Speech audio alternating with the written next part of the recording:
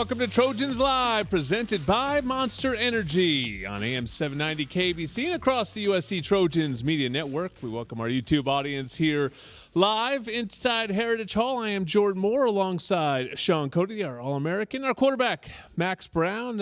Interesting game, USC, Arizona State. Plenty to talk about with the head coach, Lincoln Riley, who joins us momentarily. USC's head coach interview is presented by I Trust Capital, the official crypto platform of the USC Trojans.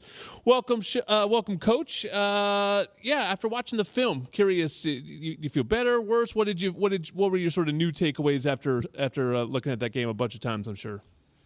It was about what we thought. I was really pleased with the way we finished. Going back and look at it, some of the best ball, really on all three sides, was kind of that last sequence there at the end of the game, and so I thought that was very positive to see.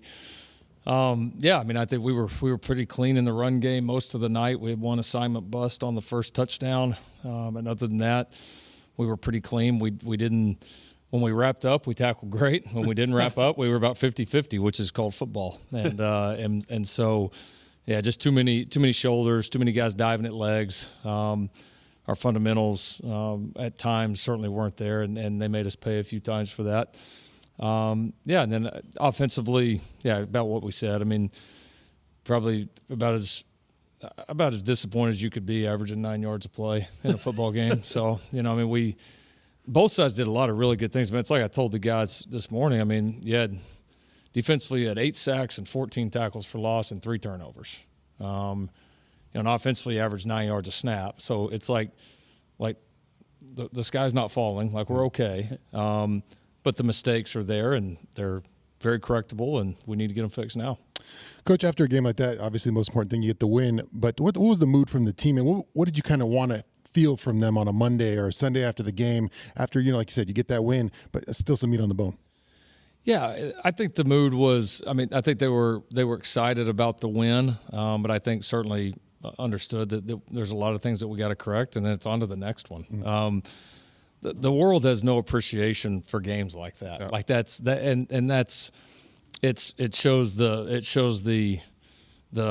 it's not anything wrong. It just shows the ignorance of the outside when you haven't been in those locker rooms in those moments, man. Like, it's, to think that Arizona State is going to play us like they do, Fresno. No disrespect to Fresno, but like that's not how it works. Yeah. Like, it's not. The crowd's going to be better. The team's going to be better. Like, everything's going to be. You're going to get everybody's absolute best shot, and so. First, for our guys, it's making sure that they appreciate the win, the fight that it took, and that we do not in any way, shape, or form let that win get discounted, because they don't discount them at the end of the year. No. At the end of the year last year, nobody gave a damn how many we had won. It was, no, you win this last game, you go to the playoff, and you lift a trophy. Yeah. So first is making sure everybody understands that counts the same as all the other wins. And then second is, what are the areas that we have to fix? What is the plan going forward to get that done? And then our guys in a very intentional mindset and going attacking those different areas. So we laid them out. We had our humble pie meeting like we do after every game, win or lose. They saw the good, they saw the bad. They know the plan to go attack the things that needs to get better, and we're going to put that plan in place this week and go get it. Because all the wins count the same, is there part of you that now that you're able to sit here on a Monday and you got the win, that you're glad your team had that challenge and it wasn't just another blowout, so you're able to see maybe how your guys come together and this unit come together and get tested in a way that you wouldn't have had if you didn't have that experience against Arizona State? I think that's fair to say. I think, our first 3 games there's been quite a bit of separation. And for us to get in a new circumstance, not only on the road, but just with how the game unfolded, we weren't ever behind. But for us to get in a new circumstance where the game was close and there were some periods where we made mistakes and did not play our best and have to respond to that together, absolutely. Yeah, it's just kind of how the season's unfolded up to this point. And so to be able to get some of that experience and feel some of those emotions and have to really kind of pull together to get it done, I think was healthy. And I think after the game, I think our guys recognized that. Like, they knew we could have played better, but I think they recognized, like, this is kind of the first real challenge, the kind of 4-quarter challenge that we've had. And it felt good to kind of be in those moments and have to pull together and get it done. You're listening to the head coach, Lincoln Riley, on Trojans Live. And, Coach, a lot of guys stepped up and made some plays in the second half on defense, especially when you needed them to. I want to talk about Solomon Byrd. In this transfer portal era, it has to be harder on you guys to develop players because you simply don't know how long you'll have a guy, and oftentimes it is a shorter window than it used to be.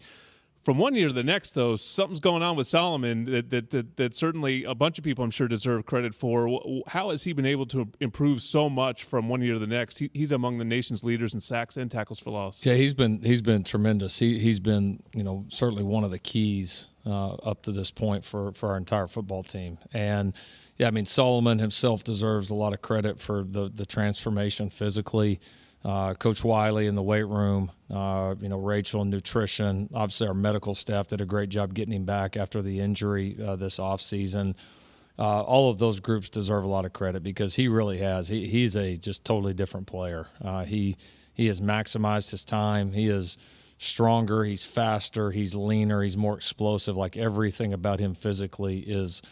There was a pretty significant jump from year one to year two. And so it's been cool to see an older guy like that really develop. And now he's, with that, he's gaining confidence and he's able to do some things that he wasn't just even physically capable of doing last year. And so you see the confidence coming along with that. And it's been fun to watch it unfold.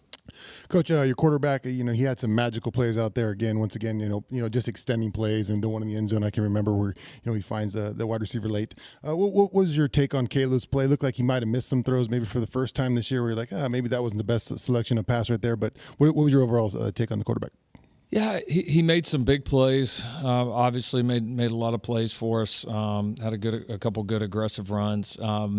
Missed a couple of deep balls, that we overthrew, that we obviously had some things there that we'd love to get back, and we've been doing a great job of giving our guys chances, and we got to keep doing that. And then he had one or two decisions in scramble situations where he's normally, really rock solid, that we'd certainly like to have back too. So, yeah, it's still a lot of positives, but it kind of like the rest of the team. I mean, really – I thought the O-line, especially in the run game, was good. We had a couple ugly things in pass pro. The D-line was pretty good the majority of the night, but kind of everybody else there was definitely more good than bad, but there was a lot to fix, and I would put Caleb in that same category. When you look around college football and a game like that happens where a heavy favorite, it's a closer game than you would have thought, you see coaches kind of go one of two ways. One, it becomes a let me chew my guys out fest on the sideline and they're getting going. And then the other side is what I saw from you and your staff and the players, just where it's calm and you're trusting the process. How do you navigate that when your team might need to get yelled at and wake up versus, hey, let's just trust what we're doing and let's stay calm and just trust our process? I think it's a feel for your team. Halftime of San Jose was a different story, and I felt like we needed a wake up call. Like we were like asleep at the wheel, man. I mean, we were in a different zone there, and then we obviously picked it up and responded to the second half of that game. This one was not like that. We weren't. I did not sense any intent to play. I thought at times we lost focus a little bit. I thought at times we pressed a little bit when a few things didn't go our way, but I never sensed that like our guys were not into it. So there never really was that. Even coming into halftime, our guys were energetic. They were into it. They knew we had missed some opportunities to separate, but yeah, I never felt that sense where like our guys need that. It's not just this is a little different test, and we got to bind together. And we got to really, when you get in those moments, do you trust it or do you veer away from it? At times we veered away from it, and that's when we got in trouble. You've got to really trust all that you've built up to that point in those moments, and it's hard to do it. You guys have been in those moments. Like sometimes it's hard, as much as you practice it and do all that. Like you get in those moments, and things tighten up, and it's like, all right, I'm out here in front of the whole world, and everybody's going to see me fail or succeed, and it's a good lesson. And that's not always just the freshmen or the guys that are inexperienced. Sometimes that's guys that have been in a lot of those battles too, and that's one of the great challenges in this game. And so it's trying to keep our guys in that mindset, or if they weren't there, get them back to that as fast as we could. Dennis Lynch, Coach, for a while in that game, that 53-yard kick was a huge moment. It could have flipped momentum if he doesn't make it. He does make it. Those points were important. I'm curious how you go about the process of evaluating kickers. I don't know if you have any kicking expertise in your background, but do you just really look at the numbers in practice and how those guys play out? Do you look at the makeup of a kid because you know that there's a pressure aspect to that job? How have you gone about that in your career? Yeah, no, it's not an easy job, right? It's one that if you haven't spent a lot of time in that area, that it can be a little bit foreign to you. And so yeah, I did a little bit in high school, did a little bit of punting, so I probably have a little bit more feel in kind of the punting world. We certainly rely on several of our other coaches that have had experience coordinating special teams units, working with the punters and kickers, and of course, Ryan Doherty, our special teams analyst, is able to give our staff a lot of insight in there because of his history of being an NFL punter, and he's very knowledgeable in that way. So yeah, we've got a staff full of guys that I feel very comfortable that's able to evaluate. We're able to set up these competitions. We're able to stat these guys out. I mean, we track these guys just like we do any other player out there. We get a lot of data back on them. And Dennis has been consistent really since the day I walked in the door. And now his confidence is really starting to grow, and being able to take what he does from the practice field to the game field. And I think that's been the biggest I think maybe the biggest change in year two. And Dennis kicked well for us last year, but I feel like a lot more confident. And then having Jack, having Will Rose, both those guys back as a part of that operation, I think gives him a lot of confidence as well. And by the way, we put Dennis on scholarship today in the team meeting, which was a cool moment. The team just erupted, so it was awesome. That is awesome. Yeah. Great timing for that. The third longest kick in school history, so no small feat there by Dennis Lynch. Monster Energy is the official energy drink of USC. Unleash the beast. When we come back, we will break down this big game against Colorado this week. Coming up, the game will be at Fox. Remember, it's an early one. We'll get into that too. Our show's going to go on at 7 a.m. Pacific time, so get up. Coffee. A little breakfast in Boulder with Sean. Another segment with Coach coming up on Trojans Live. Jordan Moore, Sean Cody, Max Brown, the head coach Lincoln Riley back for another segment. Getting set for this exciting game this weekend. And the first big story is obviously the early kickoff. I mentioned it going into break. Correct me if I'm wrong. You do have experience with this. That Red River game usually kicks before noon, right? So in your experience, what are the tips and tricks to playing a little bit earlier than usual? It's actually awesome. I mean, you normally on a game day, I don't know if everybody knows exactly what all happens, but it's especially with all these 7:30 kicks. Now here we're going to have 3 out of 4, but which is great.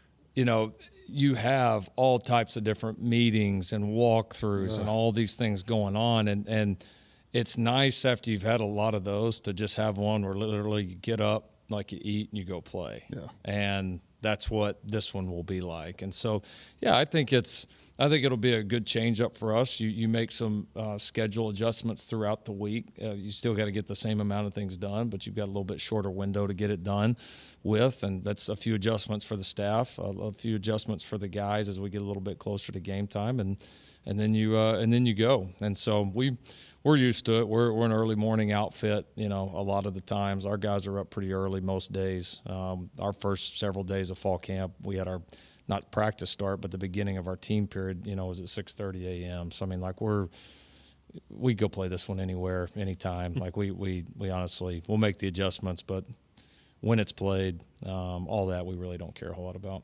Coach, you had a player last week, Mason Cobb, who hadn't played since the first game, and then he comes back and gets a full load against Arizona State. What was the game plan going in with it? Was it to try to get him out there to get him as much reps as he could, or you're going to kind of feel it, and then you got into a game where you got to stay out there? What was the game plan with him going into it? Yeah, we wanted to see, obviously, kind of how he was feeling, and the hope was to be able to get him, a decent share of the reps. And just the way that the game unfolded, we ended up not subbing quite as much as we planned on. Mm-hmm.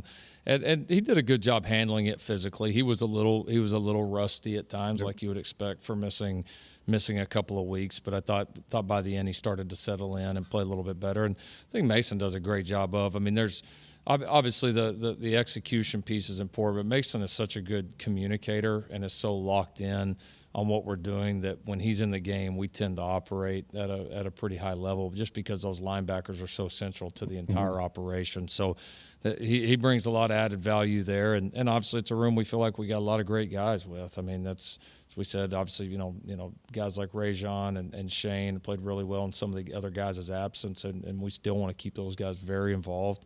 You know, Tackett played his best game. I mean, by far, Tackett played well. Eric Gentry played pretty well. He had he had one key mistake on the fourth down, but like other than that, he tackled. He had some really nice tackles, made some really good plays for us as well. So, yeah, we're going to just keep competing in that room and keep pushing them along. Coach, one of the factors with having that earlier time slot on Saturday is just from an exposure standpoint. You're in prime time for the folks on the East Coast, and I know for West Coast football, maybe not for USC because we have the national brand recognition. But how wary are you of that factor, and how new is that maybe awareness from where you were before, where you didn't have to necessarily worry about time zones as much, being in the middle of the country rather than out west? Yeah, I think you have to be conscious of it, right? It's and listen, we're getting ready to, you know, this time next year, you know, the segments are going to be a little bit different. So yeah, I mean, I think you're aware of it. We do have a lot of, you know, we have a lot of guys currently on the East Coast that are major players in this program right now. We have a lot of future guys that will be coming in from the East Coast, and so I think an opportunity like this to play a quality program at, you know, on the given network that we're playing on and the time slot that it is, all made great sense. And again, to us, I think it's a new challenge and a great challenge and one that we'll be ready for. And so I think with all that, it fit fine for the team. It fit great from an exposure standpoint. And so it's like, why not? Let's go. Colorado's obviously off to a great start this season. What do you see from the Buffs and a very talented passer in Shedeur Sanders? Yeah, he's playing really well. You know, he's a really good player. I think Bald knew that coming in. They've done a nice job with their scheme. They've done a nice job surrounding him with some really good weapons, and he's really just a terrific distributor, you know, and gets those skill guys the ball, and they do it a lot of very efficient and creative ways. And so he's largely played very, very well this season. And obviously the improvement's drastic. You know, you got to give their staff a lot of credit. You got to give all the different players that came in there a lot of credit. We kind of know how that feels, right? and you know, we're all smiling about it right now. So, you know, and they've undergone, you know, something that's a lot more similar than it is different. And so you got to give them credit. And they've battled, and obviously, you know, playing them at home and all that will be a great challenge, and it should be a lot of fun. Coach, you always expect at USC everyone's best punch, but what are some of the dangers when you're going against a team who, you know, just took one on the chin, right? They took a tough one and they had high expectations, and now kind of a reset for them and getting ready for you guys. What are some of the dangers and they're going to and they got a home game coming? So what's the kind of dangers for that? Well, very similar to what we just walked into, right? Again, everybody wants to write the book week after week, and you know, a lot of things change week to week. And so, you know, listen, whether they won by a lot, lost by a lot, or anything in between, like, you know, we're going to see a good football team at their home, and those are always a challenge. I mean, that's just, I say it all the time. I told the guys this morning, like, road conference games are gold. You know, that's where it's at, man. Mm-hmm. Like, you want to be a champion, that's where it's at. And so this is another one, and it's a big challenge. And I think probably good for us that we faced a little bit of the challenge, to Max's point earlier, that we faced a little bit of the challenge that we did. And I think I feel like we will be even more prepared going into this one. You mentioned there's more similarities and differences with how their roster is constructed. You're really the catalyst of showing how you could flip a roster over upside down over one offseason. Have you had coaches reach out to you for insight, for advice on how to handle the portal? Maybe not in the own conference, but throughout the country? Yeah, for sure. I mean, I think you have, you know, whether it's formally reaching out or you see guys and it just kind of starts out as conversation. But sure, I've been asked about it quite a bit, especially by, you know, several of the new coaches at places this year. Had a few reach out and want to talk about our experience and how it happened. And so all the guys I told the truth. All the ones I didn't, I lied. So, yeah. There you go.